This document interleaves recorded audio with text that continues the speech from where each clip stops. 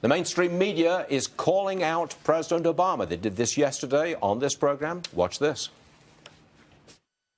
And I guess the question is, and if you'll forgive the language, is why can't we take out these bastards? Well, Jim, I just spent the last 3 questions answering that very question. So I don't know what more you want me to add. I think I've described very specifically what our strategy is. Well, we picked right up on that because we were running the president's press conference at this time yesterday. And when that question came up, we all pricked up our ears and listened very carefully. And the president responded by saying, I've already answered that question. Kat Timpf is here. I want to know do you have a different response to the media? He said he very clearly outlined the strategy. Did I miss it?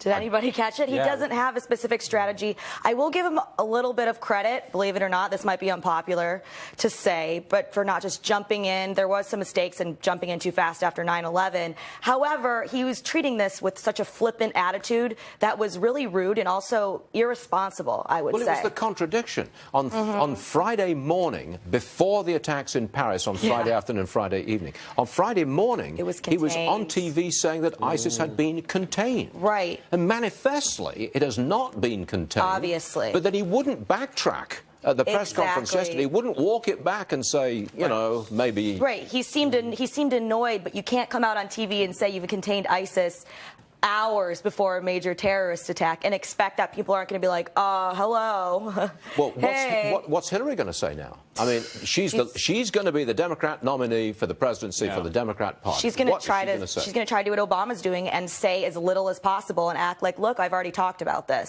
We need a strong national. We need to defeat ISIS, but nobody on any side is really offering a specific strategy. That's very true, except the Republicans who want boots on the ground, and it's the Republicans and who eradicate say, them. No Syrians coming here, and it's the opposition, and it's the French who are saying, let's go kill them. Yeah. I mean, it's extraordinary stuff.